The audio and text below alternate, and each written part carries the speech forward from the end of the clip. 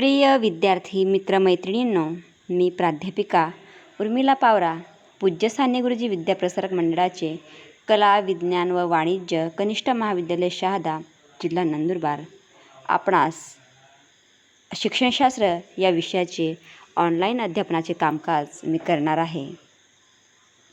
विद्यार्थी मित्रांनो, आज सध्याची परिस्थिती बघता कोविड-19 ह्या व्हायरसचा प्रादुर्भाव रोखण्यासाठी आपण सगळ्यांनी घरीच थांबा आणि सुरक्षित राहा. आपले ह्या शैक्षणिक वर्षामध्ये होणारे नुकसान होऊ नये यासाठी आम्ही सर्वजण नक्कीच प्रयत्न करत आहोत. आपल्याला शिक्षणशास्त्र ह्या विषयातील एकूण 8 प्रकरणं अभ्यासायची आहेत. त्यातील पहिलं प्रकरण आहे भारतातील शैक्षणिक विचारवंत. भारतात अनेक शैक्षणिक विचारवंत होऊन गेलेत. त्यापैकी काहींचे शैक्षणिक विचार आणि शैक्षणिक योगदान हे अतिशय प्रगल्भ असे होते आणि त्यामुळेच त्यांची कीर्ती ही संपूर्ण जगभर पसरलेली आपल्याला दिसून येते. आपण त्यापैकी 5 विचारवंतांचा अभ्यास ह्या प्रकरणामध्ये करणार आहोत. त्यात रवींद्रनाथ टागोर, स्वामी विवेकानंद, महात्मा गांधी, डॉक्टर सर्वपल्ली राधाकृष्णन, डॉक्टर बाबासाहेब आंबेडकर ह्या 5ही विचारवंतांचे शैक्षणिक विचार आणि शैक्षणिक योगदान याविषयीची माहिती आपण अभ्यासणार आहोत. विद्यार्थी मित्रांनो, त्यातील पहिले शैक्षणिक विचारवंत आहेत रवींद्रनाथ टागोर. जर आपल्याला कोणी विचारले भारताचे जनगण मन हे राष्ट्रगीत कोणी लिहिले, तसेच विश्वप्रतिष्ठेच्या साहित्याचा नोबेल पुरस्कार मिळवणारे पहिले भारतीय कवी कोण, तर नक्कीच या दोन्ही प्रश्नांचं उत्तर असेल रवींद्रनाथ टागोर. रवींद्रनाथ टागोर यांचा अल्पसा परिचय आपण थोडक्यात करून घेणार आहोत. रवींद्रनाथ टागोर यांचा जन्म 7 मे 1861 रोजी कलकत्ता येथे झाला. त्यांचे प्राथमिक शिक्षण स्वतःच्या घरीच खाजगी शिक्षकांकडून करवून घेण्यात आले, तर उच्च शिक्षणासाठी सेंट झोवियर महाविद्यालय कलकत्ता येथे ते गेले होते.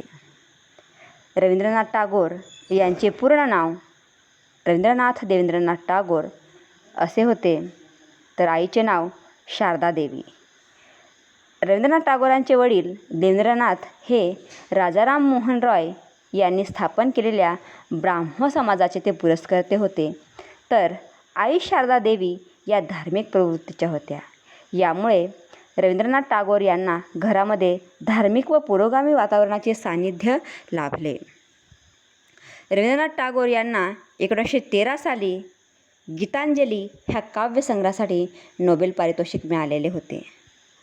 तसेच कलकत्ता विद्यापीठाकडून D.Litt म्हणजे डॉक्टर ऑफ लिटरेचर ही सर्वोच्च पदवी त्यांना देण्यात आली होती. 1915 साली ब्रिटिश सरकारतर्फे सर ही पदवी प्रदान केली गेली. रवींद्रनाथ टागोर 1878 साली उच्च शिक्षणासाठी इंग्लंडला गेले, पण तिथे त्यांचे शिक्षणात मन रमत नव्हते.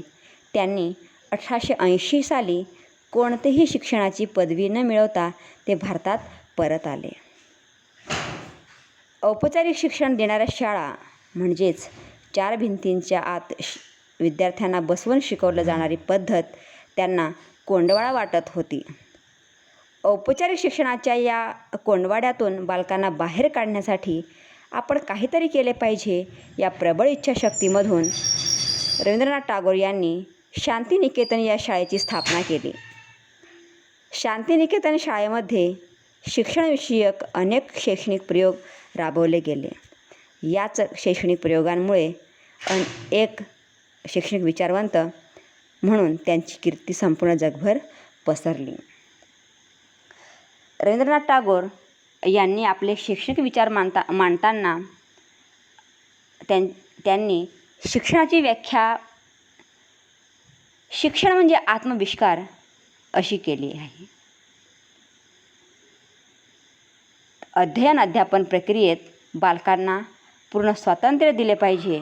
बालकांना नैसर्गिक मार्गाचा अवलंब करून अध्यापन करून देण्यासाठी स्वातंत्र्य जर दिले तर विद्यार्थी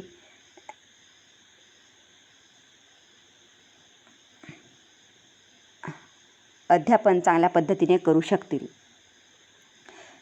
अध्ययन करण्यासाठी बालकांना संपूर्ण स्वातंत्र्य असावे. बालकांच्या अध्ययनासाठी नैसर्गिक मार्गाचा अवलंब केला पाहिजे. कृत्रिम वातावरणात अध्ययनापेक्षा नैसर्गिक वातावरणात बालक उत्तम प्रकारे अध्ययन करू शकते. त्यामुळे बालकांच्या अध्ययनादरम्यान शिक्षकांनी अधिकाधिक प्रमाणात बालकांच्या स्वातंत्र्याला आणि नैसर्गिक अभिव्यक्तीला वाव देता येईल आणि यातूनच विद्यार्थ्यांमधील बालकांमधील सुप्त गुणांना वाव मिळेल. शिक्षणातून बालकांचा सर्वांगीण विकास व्हावा हा त्याचा महत्त्वाचा विचार. शिक्षणातून बालकांच्या बौद्धिक, भावनिक आणि कृतीयुक्त विकासासोबत भौतिक, सामाजिक, सर्जनात्मक अभिरुची यांच्यातून परस्पर सहसंबंध साधण्याचा विकास झाला पाहिजे. अभ्यासक्रमाची निर्मिती करीत असताना आणि अभ्यासक्रम विद्यार्थ्यांना समजावून देत असताना शिक्षण तज्ज्ञांनी आणि शिक्षकांनी या बाबींकडे आवर्जून लक्ष दिलं पाहिजे असं त्यांचं म्हणणं होतं. बालकांच्या मानसिक स्वातंत्र्यासाठी शिक्षण हे अतिशय अत्यावश्यक आहे. बालकांना स्वावलंबी बनविण्यासाठी, निर्णयक्षम विकसित होण्यासाठी, सर्जनशील बनवायचे असेल तर त्यांना शिक्षण घेण्याचे, शिक्षणातील विषय निवडण्याचे, भाषा माध्यम निवडण्याचे स्वातंत्र्य दिले पाहिजे. शाळा, पालक, शिक्षकांकडून असे स्वातंत्र्य दिल्यास बालके नक्कीच आपापल्या क्षेत्रात आणि विषयात निपुण होऊ शकतील. पुढचा विचार आहे शिक्षणाच्या ध्येयप्राप्तीसाठी आत्मिक विकासाची गरज. रवींद्रनाथ टागोर यांच्या मते शिक्षणाच्या उद्दिष्टपूर्तीसाठी मानसिक प्रेरणेची आवश्यकता असते. मानसिक प्रेरणा जितक्या प्रभावी असतात तितक्याच प्रमाणात शिक्षणाची उद्दिष्टे लवकर साध्य होतात. आणि बालकांचा आत्मिक विकास घडवून आणावयाचा असेल तर त्याला मुक्त किंवा खुले वातावरण उपलब्ध करून दिले पाहिजे. शिक्षणाचे माध्यम हे मातृभाषाच असावे. विद्यार्थ्यांना जर मातृभाषेतून शिक्षण दिले तर कमीत कमी वेळेत परिपूर्णरित्या एखादा पाठ्यांश असेल हा समजावून घ्यायला मदत होते आणि एखादा अभ्यासविषय बालकांना सोप्यात सोप्या पद्धतीने सांगावायचा असेल तर मातृभाषा अतिशय प्रभावी ठरते. म्हणून शिक्षणाचे माध्यम हे मातृभाषा असावे असे रवींद्रनाथ टागोर यांचे विचार होते. पुढचं आहे वर्गाध्यापनात शिक्षकांनी स्वयंशिस्तीवर भर द्यावा. वर्ग अध्यापनात शिक्षकांनी स्वयंशिस्त लावायची असेल तर ती शिक्षेच्या माध्यमातून किंवा बाहेरून लादण्यापेक्षा विद्यार्थ्यांच्या आतून निर्माण करावी. आतून निर्माण केलेली शिस्त विद्यार्थ्यांमध्ये दीर्घकाळापर्यंत टिकून राहील. पुढचं आहे शिक्षण हे जीवनाशी निगडीत असावे. शिक्षण हे जीवनानुगामी असावे यावर रवींद्रनाथ टागोर यांचा भर होता. बालकांना पुस्तकी ज्ञानासोबतच प्रत्यक्ष वातावरणानुरूप शिक्षण दिले जावे. विषय परिस्थितीनुरूप शिकविले पाहिजे आणि त्यातून बालकास उपयुक्त असणारे जीवनानुभवी ज्ञान दिले पाहिजे. चारित्र्य संवर्धनासाठी शिक्षण. बालकाच्या चारित्र्य संवर्धनासाठी योग्य वातावरण आणि योग्य शिक्षणाची गरज असते. शिक्षणातून बुद्धी आणि मन योग्य प्रकारे विकसित झाल्यास त्यातून नक्कीच चारित्र्य संवर्धन घडून येईल. चारित्र्य संवर्धनाच्या बाबतीत रवींद्रनाथ टागोर नेहमी म्हणत असत, when wealth is lost nothing is lost. When health is lost something is lost. But when character is lost everything is lost.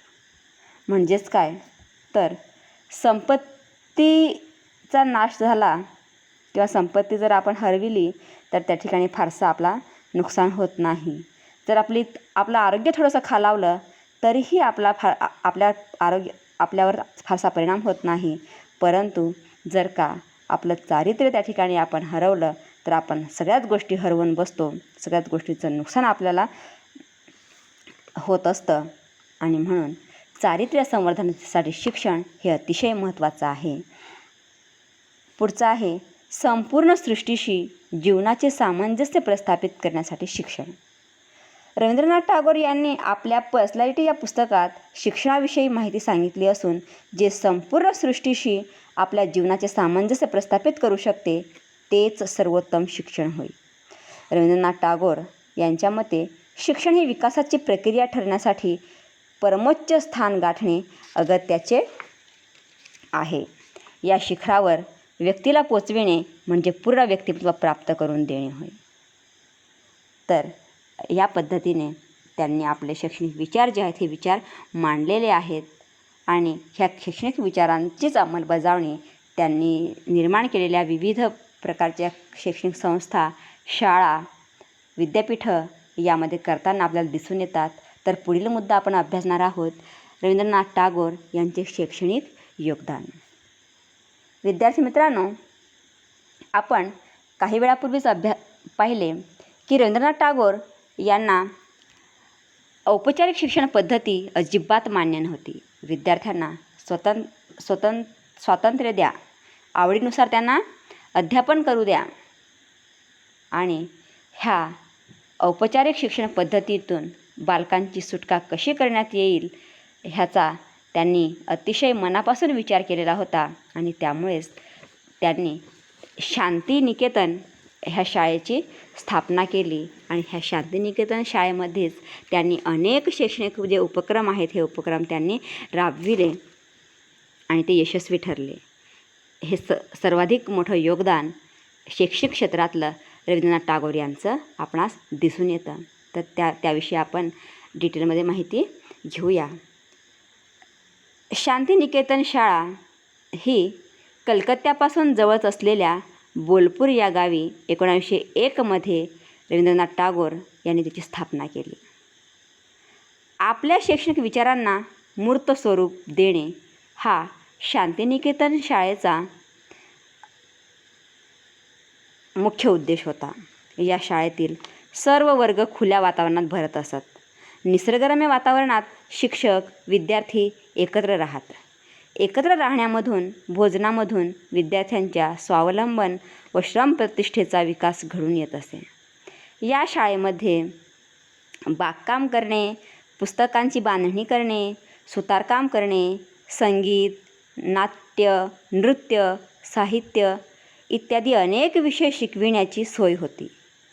अध्यापनाचे प्रमुख माध्यम हे मातृभाषाच होते. वेळप्रसंगी मातृभाषेसोबतच इंग्रजी आणि हिंदी भाषांचाही वापर अध्यापनासाठी होत असे. एकंदरीत या शाळेमध्ये संपूर्ण वातावरण हे नैसर्गिक होते. आपण थोडक्यात ह्या शांतिनिकेतन शाळेची जी वैशिष्ट्ये आहेत ही वैशिष्ट्ये अभ्यासणार आहोत. शांतिनिकेतन ही एक वसतिगृहयुक्त शाळा होती. विद्यार्थ्यांना निवासाची सोय त्या ठिकाणी होती, भोजनाची सोय त्या ठिकाणी होती. ही एक वसतिगृहयुक्त शाळा होती. प्रत्येक दिवशी शाळेची सुरुवात आणि शेवट सुमधुर संगीताने होत असे. शाळेतील वातावरण हे पूर्णपणे नैसर्गिक स्वरूपाचे होते.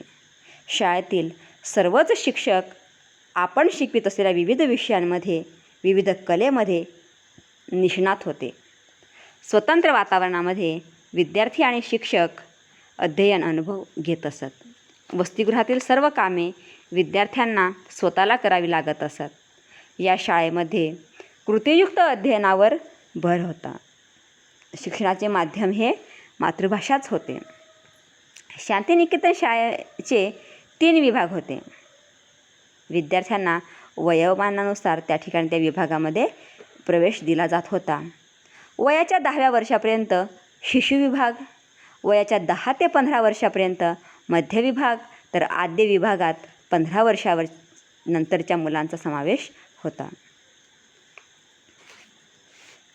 विश्वभारती विद्यापीठ हे रवींद्रनाथ टागोर यांचं शैक्षणिक योगदानातील पुढचं पाऊल. 1921 साली रवींद्रनाथ टागोर यांनी शांतिनिकेतन या शाळेचे विश्वभारती विद्यापीठात रूपांतर केले. विश्वभारती या शब्दातील भारती या शब्दाचा अर्थ संस्कृती असा होतो. यावरून विश्वाच्या संस्कृतीची निर्मिती करणारे विद्यापीठ म्हणजे विश्वभारती विद्यापीठ होय. विश्वभारती विद्यापीठ हे आंतरराष्ट्रीय विद्यापीठ म्हणून विख्यात असून यत्र विश्वम भवती एकनिडम हे या विद्यापीठाचे ब्रीदवाक्य आहे. याचा अर्थ संपूर्ण विश्व हे एक घरटे आहे.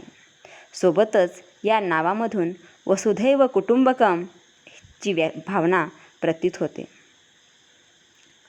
विश्वभारती विद्यापीठाची वैशिष्ट्ये आपण लक्षात घेऊया. विश्वभारती विद्यापीठामध्ये बालक मंदिरापासून ते पदव्युत्तर आणि संशोधनापर्यंतच्या शिक्षणाची सोय होती. विश्वभारती विद्यापीठामध्ये विविध आंतरराष्ट्रीय भाषा संस्कृतीचा अभ्यास करण्यासाठी अनेक संशोधन केंद्रे कार्यान्वित होती. विश्वभारती विद्यापीठात गणवेशाची सक्ती होती. परदेशी विद्यार्थ्यांना भारतीय कला, साहित्य आणि संस्कृतीचा अभ्यास करण्यासाठी इंग्रजी भाषेची उपलब्धता करून देण्यात येत असे. विद्यापीठात गुणवत्तेनुसार शुल्कात विशेष सवलत होती. विद्यार्थ्यांना निवासासाठी वसतिगृहाची सुविधा उपलब्ध होती. विद्यार्थ्यांना अध्ययनासाठी प्रत्येक विभागासाठी एक स्वतंत्र व एक मध्यवर्ती ग्रंथालय उपलब्ध होते. विश्वभारतीमधील वातावरण घरगुती आणि आध्यात्मिक स्वरूपाचे होते. विश्वभारती विद्यापीठामध्ये पौरात्य आणि पाश्चिमात्य संस्कृतीचा संगम पाहावयास मिळतो. विश्वभारती विद्यापीठात विद्यार्थ्यांच्या बौद्धिक विकासासोबत सांस्कृतिक विकासावरही भर होता. याप्रमाणे विश्वभारती विद्यापीठाची वैशिष्ट्ये होती. श्रीनिकेतन.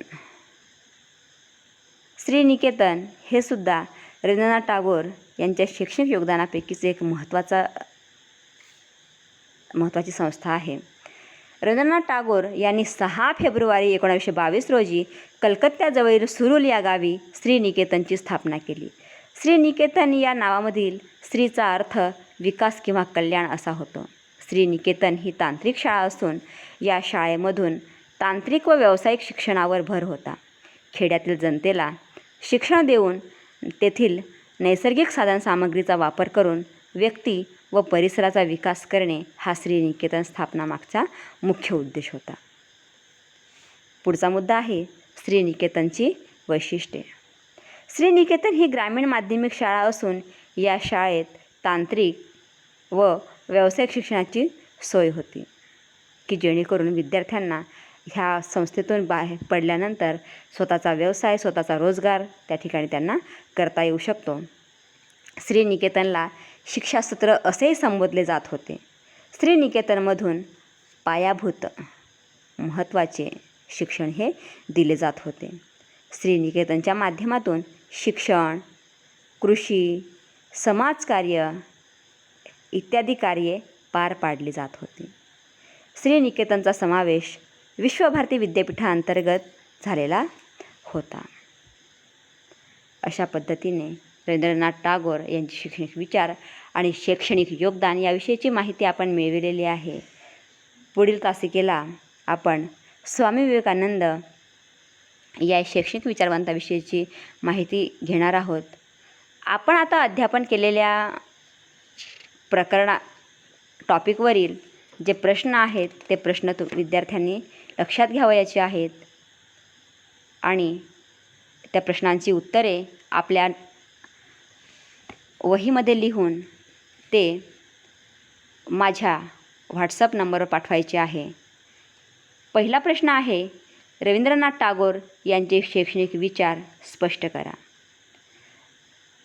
आणि दुसरा प्रश्न आहे, रवींद्रनाथ टागोर यांचे शैक्षणिक योगदान याविषयीची माहिती सविस्तर लिहा. धन्यवाद.